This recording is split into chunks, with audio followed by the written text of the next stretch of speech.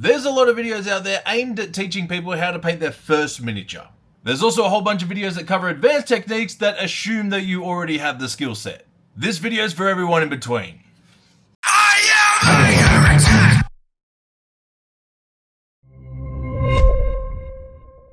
We basically covered this in the intro, but this video is for everybody that's not a bare bum basic beginner, but also not at peak performance level. It's the intermediate level painters that get left in the cold, and if we were employees, we'd probably be striking by now, punching Pinkertons and kneecapping scabs. But before we can get better, we have to make sure that we understand the basis of where we came from. The most common way to teach new painters is the 5-step OG Eavy Metal style. Base, wash, chunky edge highlight, and extreme edge highlight, so let's do that. Base coating. This is going to be the first layer of color. Most times it's the color that you want the model to read as, and for something like a Space Marine, it's going to be 99% of the model. We're off to a good start. This is pretty straightforward. Now for something that Yu-Gi-Oh players fear, the wash. After the base coat is on and we have the color that we wanted, it gets doused with a wash. This is going to darken the color and get into all the recesses and make these details pop out and give the illusion of shadow. There are some arguments that this is either an all-over wash or just a recess shade, but they do the exact same thing essentially. An all-over wash is generally easier to apply, but there is a lot more cleanup, whereas a recess shade takes a lot more precision and you still need to tidy up anyway. I like the idea of a wash and what it's doing, just not quite how it's doing it. This one's in danger. Layering. So we had the color that we want and then we killed it off with a wash. So now we have to bring it back by painting that exact same color again. But this time we're going to be avoiding the recesses where the wash is settled in. This one seems counterproductive. Layering is also a little bit in danger. Also, this could have been a slightly lighter color than you use for the base coat. It's up to you. Step 4 is a chunky highlight. This is where things start to focus in on details. Across all the edges, we're laying down a color a little brighter than the midtone, and basically it starts to draw an outline all around the panels and shapes. Not a bad idea for readability, but this is also a in-between step, acting as somewhat of a transition, because the final step, extreme edge highlighting, is doing the exact same thing in the same spots, just a little bit finer. So what's the takeaway? Every step has a reason.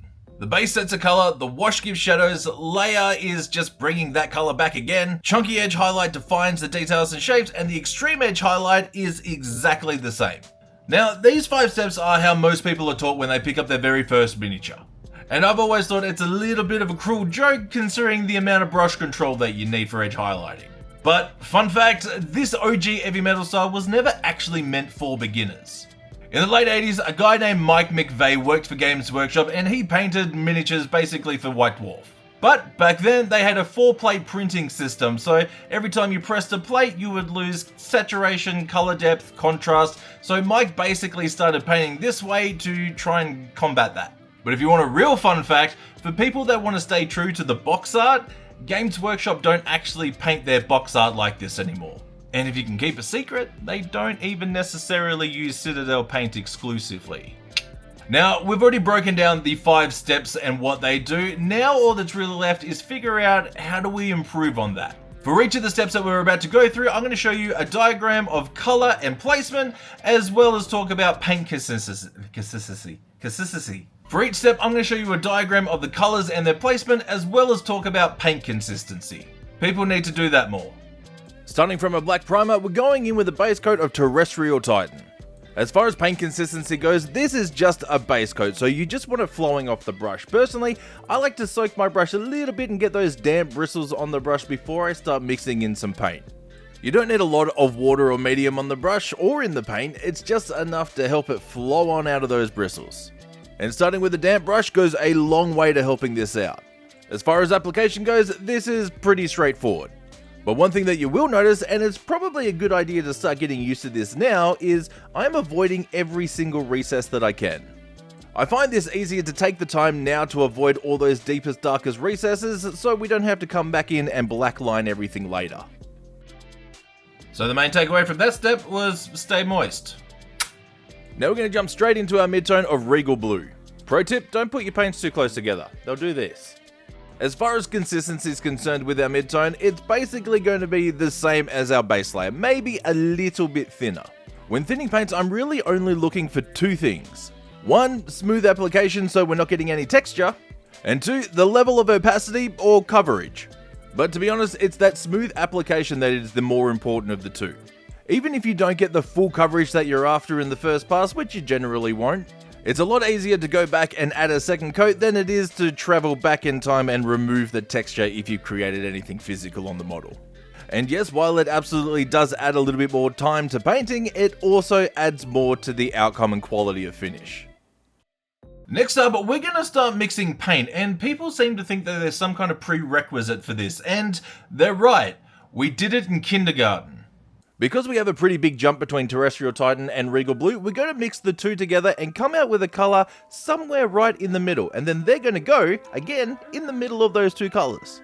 As for consistency, we want this a little bit thinner again. Now we're really looking to start to play with transparency. And because this colour is partway between the two that we're trying to blend together, a lower opacity is going to start to darken down the edge of the blue while brightening up the edge of the purple. But we're not quite at glaze consistency yet. Some people may refer to this as a heavy glaze. I kind of like to look at it as a thin layer. And the entire goal here is to completely blur out that hard transition line. Where those two layers meet, you want to make them disappear.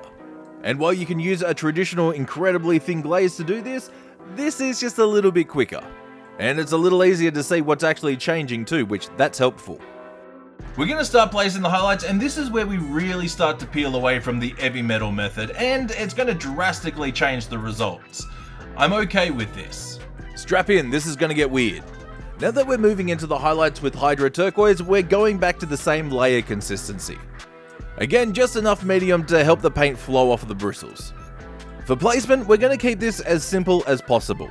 For this one, we want to catch the larger surfaces that are either facing upwards or pointing directly at us. And as far as application, think about it as shingles on a roof. Every time we're going lighter and brighter in color, we're going to cover a little bit less of the section that we previously painted. And when you incorporate that idea with the shape and the placement, it gives the model a little bit more of a depth of field. In a nutshell, this is volumetric highlighting. If you didn't know already, I am on the Army Painter Factory team, and while that brings me some bragging points, it also works out for you. Head over to the Army Painter web store and use code Heresy5 at checkout for a sweet discount. And if you're in Australia, that same Heresy5 discount works at in-games. No, we're not going to talk about it. Regal Blue to Hydra Turquoise is a fairly big jump, so just like we did with the Regal Blue and Terrestrial Titan, we're coming in with a 50-50 mix. And please, for the love of God, remember that a 50-50 mix is not a 1-to-1 ratio. We're looking for a colour that is halfway between both, not a paintbrush loaded full of each colour. When you're mixing paints, you will find very quickly that some paints are just a lot more intense than others. So when you shoot for those 1-to-1 ratios, the dominant colour can be pretty damn dominant. As far as the application goes, we're doing the exact same thing as before, where we're just trying to blur out those hard layer lines. Another thing to remember is this is not a hard science. With such a wide jump between colors, it is perfectly okay to make a couple of mixes that go through that spectrum. With miniature painting, you kind of have to learn to roll with the punches. A lot of painting guides are very step by step, and this is what you have to do to achieve this result, but it's worth taking on the mentality of it's okay to step outside of that guide to get the results that you want.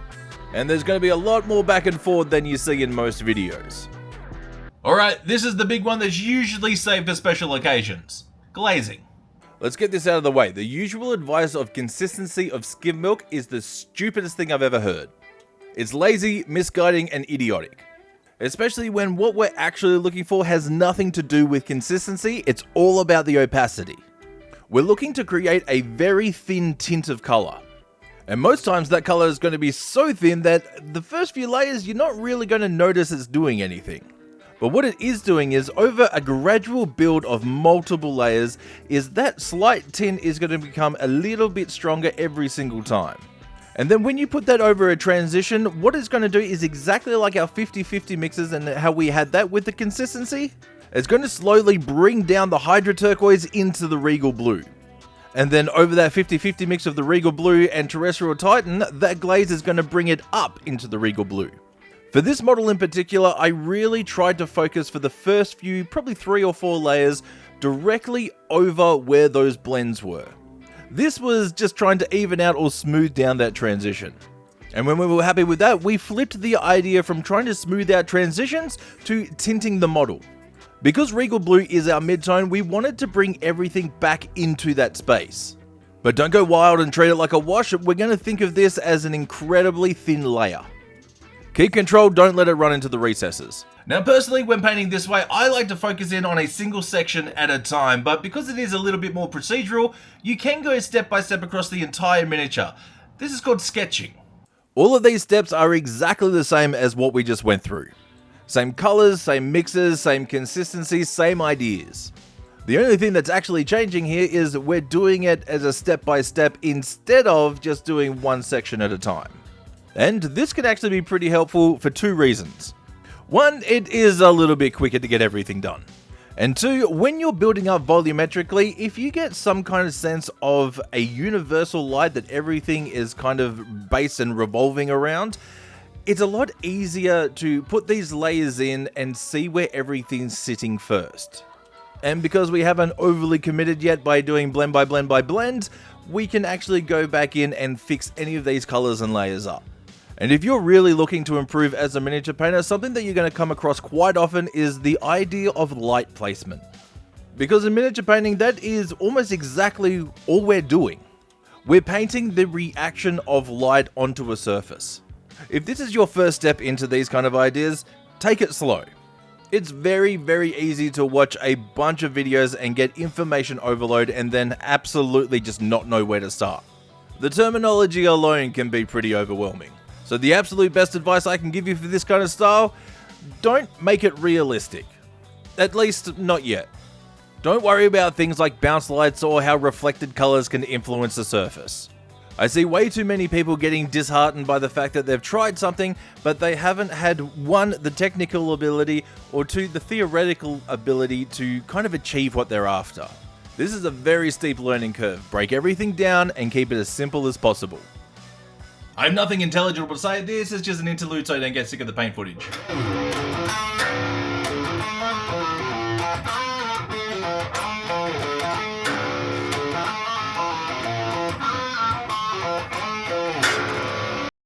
If you remember that song, yeah, my back hurts too. Now obviously this is quite a ways away from the style of the OG 5-step Eavy Metal method. And to be completely honest, these are ideas that we should be introducing to miniature painters a lot sooner. I know a lot of people that have taken on GW paint guides, and as they've grown as miniature painters, they've had to stop and basically relearn from the very beginning. Unlearning something is almost harder than learning it to start with. While this paint guide is kind of wrapped up and aimed towards intermediate painters, it really shouldn't be. Thanks to Games Workshop's mentality of marketing and profit first, miniature painting has almost become a paint by numbers. Which I guess is fine if you just want to play the game. But for creative people and future budding artists, it really is a disservice to the entire community. Now, I'm not one of those elitist douchebags that's going to tell you what style you have to paint. Because honestly, as long as you're having fun, enjoying it, and are happy with the outcome, that is the right way. For everyone watching, at some point, somebody is going to ask you to teach them how to paint, show them how to paint, or ask for some kind of feedback. And when they do, I want you to remember this video, or at least the ideas and mentality behind it. Because this is actually how we help the next generation. Personally, this as a style or approach has a lot more potential for growth. Things like volumetric highlighting, blending, and glazing overall are more beneficial as a miniature painter, especially when you start stepping outside of Games Workshop products. I'm working on this little guy for a painting competition, and while there's a lot more work put into it, it still follows that same basic approach. And at some point, you're probably going to want to try non-metallic metal, and this is the basis for that too. Yep. This was a ruse for me to show you how to do non-metallic metal again. Let's compare. There is definitely a lot of fun nostalgia here. It throws me back to when I started playing and every army looked like this. But imagine the advancements in the painting community if we started here. But it's never too late, so if you want to level up, now you know how. And I'm just going to put this here for pure flex, even though this is just the same thing plus 20 hours. As always, a massive thank you to InGames, the Army Painter, and the best Patreon members in the world. Big love, you filthy heretics.